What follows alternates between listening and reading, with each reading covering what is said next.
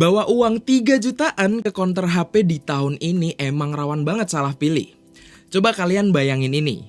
Satu HP yang berani ngasih layar yang mulus dengan perlindungan yang oke yang biasanya cuma ada di HP flagship sampai jaminan update yang tembus untuk jangka panjang. Kesannya mewah dan oke kan? Tapi tunggu sampai kalian lihat spesifikasi jeroannya yang berasa tuh kayak ditarik mundur ke beberapa tahun lalu. Masa iya HP nyaris 4 juta tapi masih berani pakai mesin ini? Halo teman-teman, selamat datang di Dogi. Di video kali ini kita akan bahas tuntas misteri di balik rilisnya Samsung Galaxy A17 4G. Di video ini kita bakal mulai dari spesifikasi, kelebihan dan juga kekurangannya. Sekalian kita lihat untuk hasil kameranya. Jadi buat kalian yang udah ada pertimbangan mau ambil HP ini, tonton sampai habis biar nggak salah pilih. Sebelum kita masuk ke pembahasan selanjutnya, kita akan lihat spesifikasi dari Samsung A17. Layarnya ini datang dengan ukuran yang lega 6,7 inch dengan panelnya udah Super AMOLED, didukung dengan refresh rate yang mulus di 90 Hz. Plus untuk layarnya udah ada perlindungan Gorilla Glass Victus Plus. Ya, meski layarnya super tangguh, untuk urusan bodi kita harus puas dengan plastik frame yang diberikan oleh Samsung. Dan untuk sertifikasinya, Samsung ini udah IP54 yang udah tahan debu dan juga percikan air. Masuk ke urusan dapur pacu, Samsung mempersenjatai HP ini dengan chipset MediaTek Helio G99 yang sudah berfabrikasi 6 nanometer. Kalau dilihat sih mungkin agak ketinggalan zaman ya, tapi sebagai penembus dosanya, patut kita kasih standing applause karena Samsung berani ngasih jaminan update yang panjang, yaitu 6 tahun update Android. Untuk urusan baca tulis data, penyimpanannya masih menggunakan standar UFS 2.2.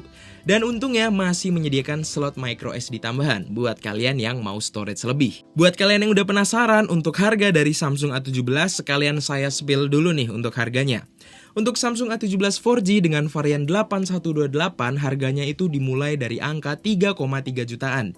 Sedangkan untuk varian yang 8256 itu sudah menyentuh di angka 3,8 jutaan. Mungkin harganya agak berbeda-beda nih kalau kalian cari sendiri. Tapi coba deh kalian cek link yang udah kami sematkan di deskripsi atau yang udah ada di pojok kiri bawah. Langsung cek aja deh, siapa tahu udah mau check out biar nggak kehabisan. Sektor fotografinya untuk bagian belakang dihuni oleh kamera utama 50 megapiksel yang disandingkan dengan lensa ultrawide 5 megapiksel dan juga lensa makro 2 megapiksel. Nah, untuk HP ini kameranya sudah ada penstabilnya yaitu OIS. Jadi ya sudah jelas untuk HP ini untuk vlogging udah aman lah ya. Sektor dayanya ditopang oleh baterai standar 5000 mAh dengan kecepatan pengecasan di angka 25 Watt. Sayang sekali belum ada fitur bypass charging atau reverse charging. Untuk fitur lainnya juga komplit. Kalian udah dapat speaker mono, NFC untuk top up e-money, Bluetooth 5.3, sensor fingerprint yang menyatu dengan tombol power alias side mounted, sampai sensor lainnya seperti accelerometer, gyro, proximity, bahkan juga kompas. Semuanya ada teman-teman. Untuk speakernya gimana? Yuk kita dengerin bareng-bareng aja langsung dan pastiin kalian pakai headset atau TWS terbaik kalian ya.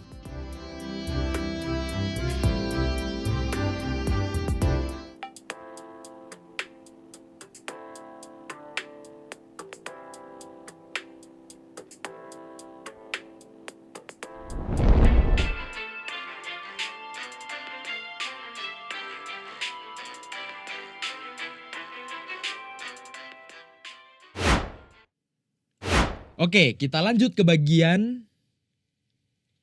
Ini bagian apa tadi ya? Bagian subscribe. Kok bagian subscribe sih? Soalnya penonton kita banyak yang udah nonton tapi belum subscribe. Lah, nggak boleh. Buat kalian yang nonton, jangan lupa untuk subscribe dan nyalain tombol loncengnya. Tak tunggu dulu nih, 5 detik ya.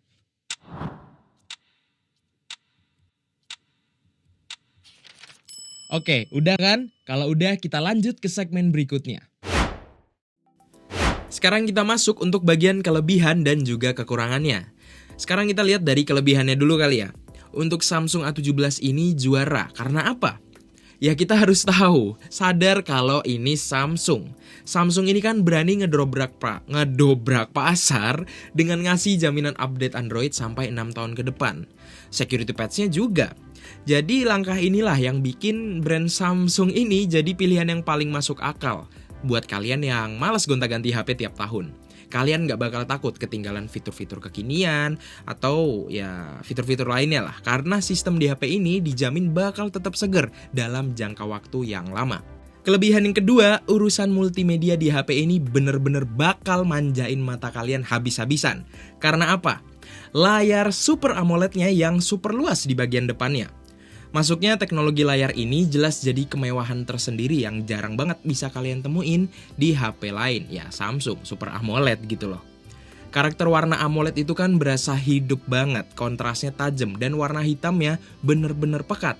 Buat dipakai di luar ruangan pas lagi terik matahari pun kecerahan layarnya masih aman banget dan bisa banget lah untuk diandalkan. Udah enak buat nonton Netflix atau sekedar scrolling sosial media, bakal kerasa lebih puas. Tadi kita udah bahas layarnya.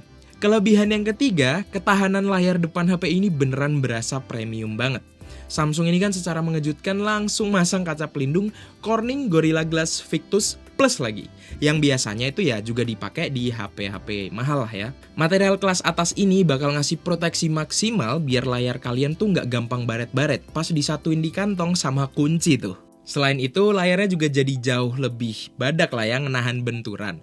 Misalnya, kalau nggak sengaja jatuh dari genggaman kalian, ya HP ini masih aman lah ya. Nggak butuh lagi tuh kalian antri pasang tempered glass tambahan. Sekarang kita masuk ke bagian kekurangannya. Kita perlu sadar dan buka mata kalau di mana ada kelebihan, pasti ada kompromi menyakitkan yang harus kita telan. Tadi untuk layarnya itu kelihatan udah mewah dan kaca tangguh ya. Tapi terpaksa harus dibayar mahal sama sektor dapur pacunya teman-teman.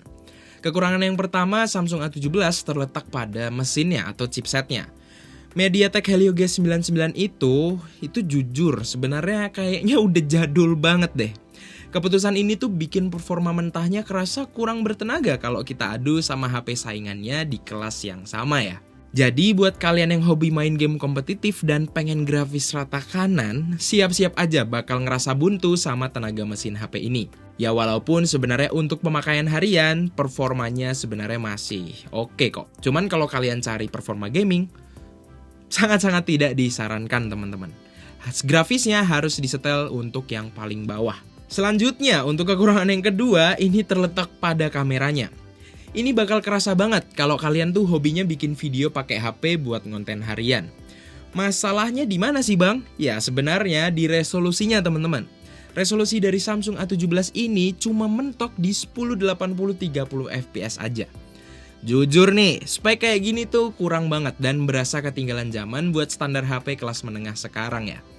Di kelas yang lain 3 jutaan tuh Tecno Camon 50 itu udah bisa up to 2K 30 fps loh. Dan mungkin up to 4K ya, ada lagi yang lain tuh. Jadi ruang buat kalian berkreasi jadi super terbatas. Jadi kalau kalian para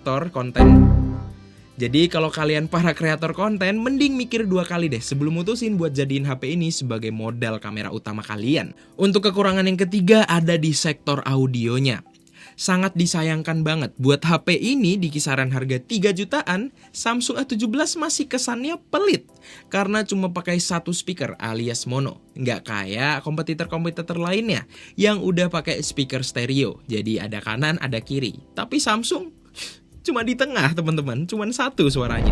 Nggak adanya speaker stereo ini benar-benar jadi nilai minus yang susah dimaafin deh buat kalian yang hobi nikmatin hiburan multimedia zaman sekarang.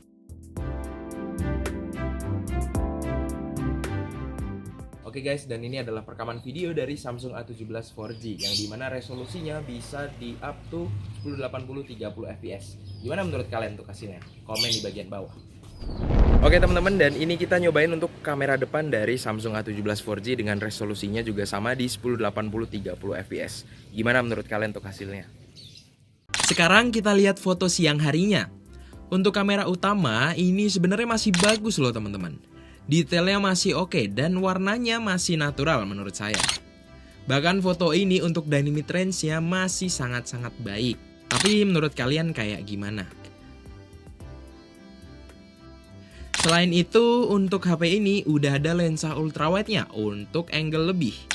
Jadi cocok banget kalau kalian mau angle yang lebih untuk sebuah landscape ya. Coba tulis pendapat kalian di kolom komentar untuk ultrawide-nya. Lanjut ke kondisi malam hari.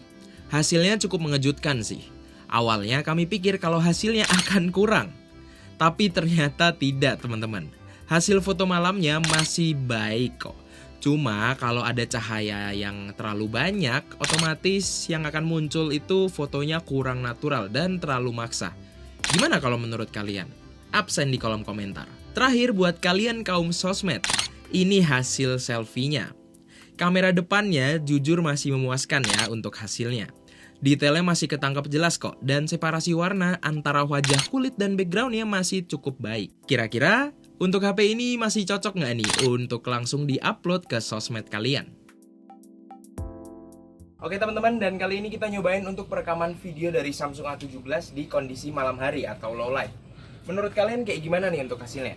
Coba komen di bagian bawah ya untuk kualitas dan juga kestabilannya.